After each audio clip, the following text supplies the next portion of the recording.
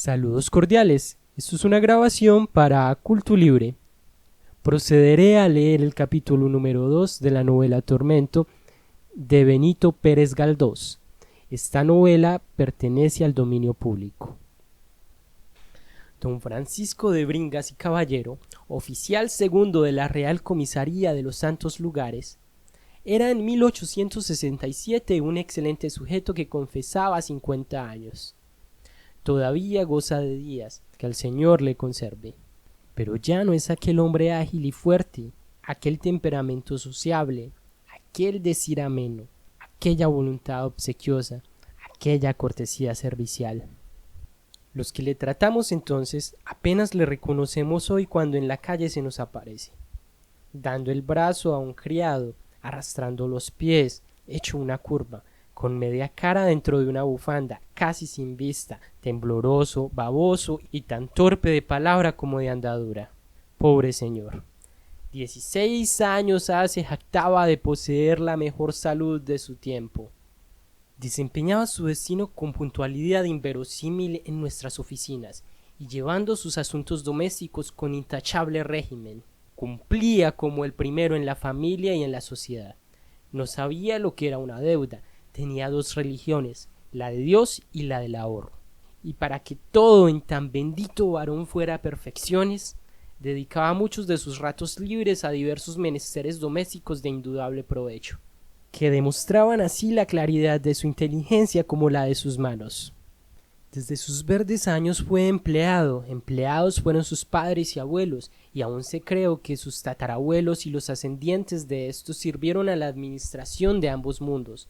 No tiene conexión este señor con la conocida familia comercial de Madrid que llevaba el mismo nombre y lo dio también a unos más afamados soportales.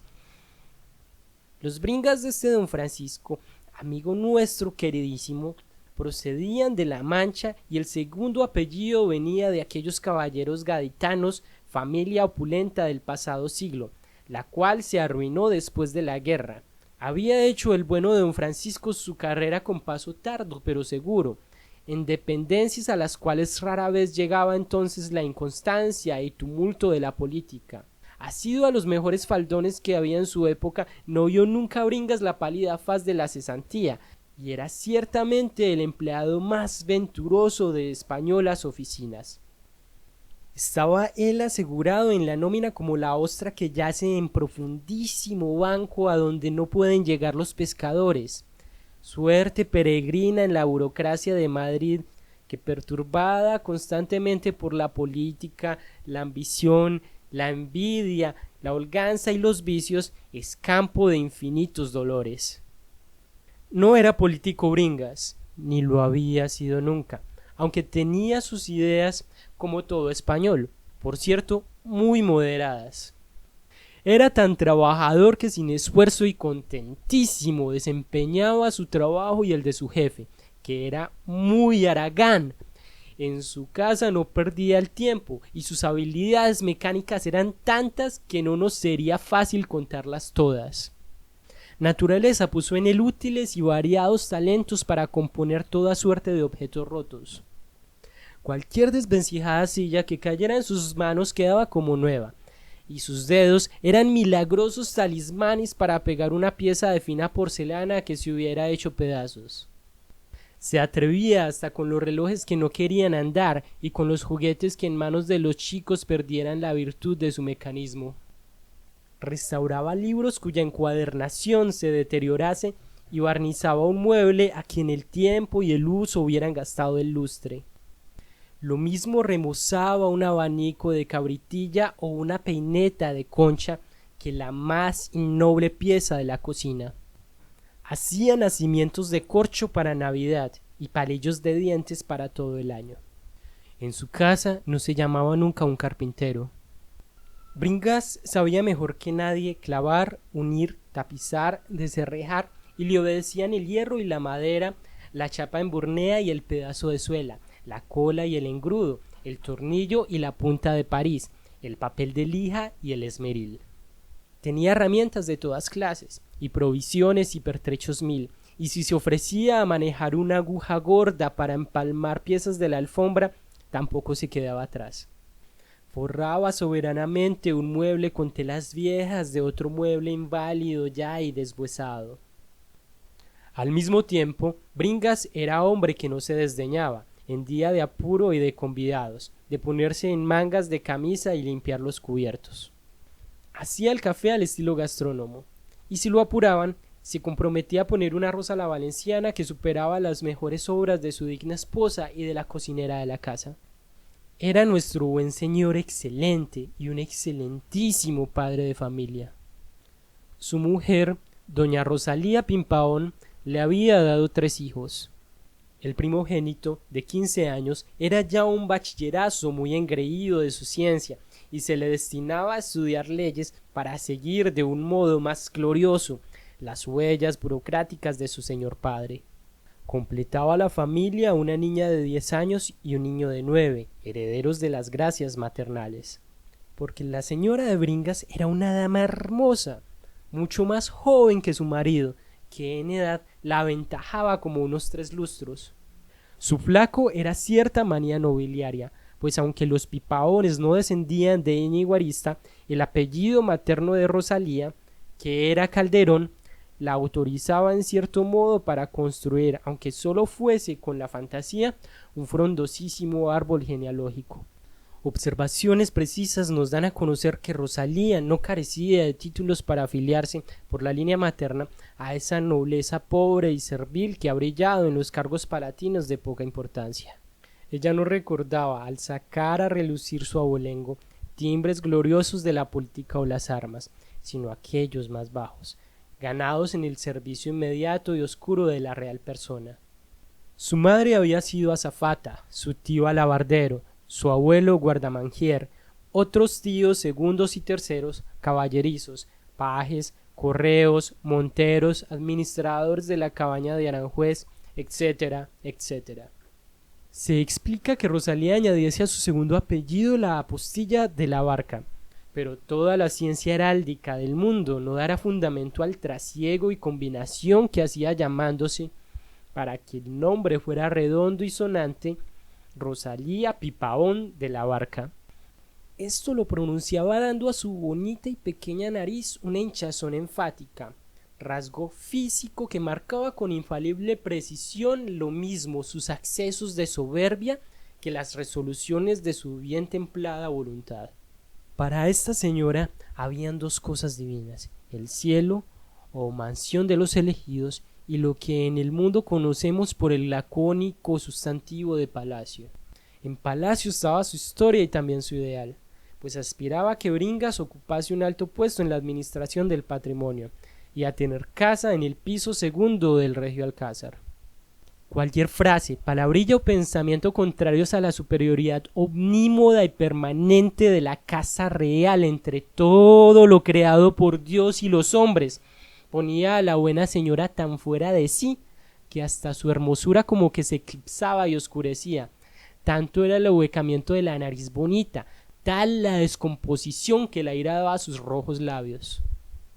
Era Rosalía, para decirlo de una vez, una de esas hermosuras gordas, con semblante aniñado y facciones menudas, labradas y graciosas que prevalecen contra el tiempo y las penas de la vida. Su vigorosa salud, defendiéndola de los años, dábale una frescura que lo envidiarían otras que, a los 25 y con un solo parto, parece que han sido madres de un regimiento. Se había oído comparar tantas veces con los tipos de Rubens que, por un fenómeno de costumbre y de asimilación, siempre que se nombraba el insigne flamenco, le parecía oír mentar a alguno de la familia, entiéndase bien, de la familia de Pipaón de la Barca. A principios de noviembre, obligado Bringas, por las crecientes necesidades de la familia, a un aumento de local, se mudó de la casa de la calle Silva, en que había vivido durante 16 años, a otra en lo más angosto de la costanilla de Los Ángeles. La mudanza de una casa en que había tan diversos objetos, algunos de mérito, 2 o 3 cuadros buenos, bronces, espejos, guardabrisas y cortinajes riquísimos que eran despojos de la ornamentación de palacio, no se hizo sin dificultades ni quebranto.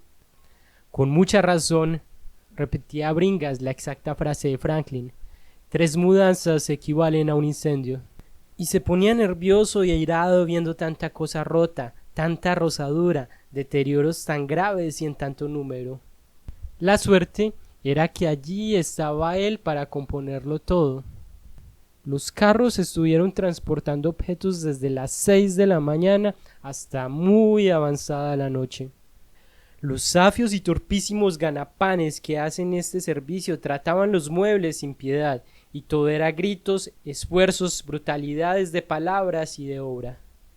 Mientras se verificaba la mudanza, Bringas desempeñaba por sí mismo funciones augustas propias de un amo hacendoso y listo. Ayudado de 2 personas de toda su confianza, esteraba y alfombraba toda la casa, porque no se fiaba de los estereros asalariados, que todo lo echan a perder y no van más que a salir del paso, haciendo mangas y capirotes. Después de bien sentadas las alfombras, ocupación que tiene la poca gracia de presentarnos a este dignísimo personaje andando en 4 pies, se proponía colocar por sí mismo todos los muebles en su sitio, armar las camas de hierro, colgar todo lo que debía estar en las paredes, fijar lo útil, distribuir con arte y gracia lo decorativo. Esta tarea cansada y desesperante no se realiza nunca por completo en 2 días, ni en 3, pues aún después de que parece terminada, quedan restos insignificantes que son tormento del aposentador en las jornadas sucesivas, y al fin de la fiesta siempre queda algo que no se coloca en la vida.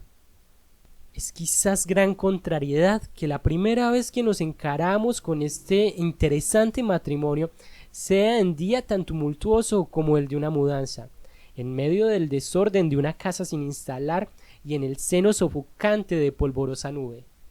No es culpa nuestra que la persona respetabilísima de don Francisco Bringas resulte un tanto cómica al presentársenos dentro de un chaquetón viejo, con un gorro más viejo aún, encasquetado hasta cubrir las orejas, la fisonomía desfigurada por el polvo, los pies enholgados, pantuflos, a veces andando a gatas por encima de las alfombras para medir, cortar, ajustar, a veces subiéndose con agilidad en una silla, martillo en mano, ya corriendo por aquellos pasillos en busca de un clavo, ya dando gritos para que le tuvieran la escalera.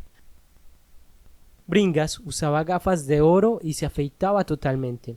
Una coincidencia feliz nos exime de hacer su retrato, pues bastan 2 palabras para que todos los que lean esto se lo figuren y le puedan ver vivo, palpable y luminoso, cual si le tuvieran delante. Era la imagen exacta de Thiers, el grande historiador y político de Francia.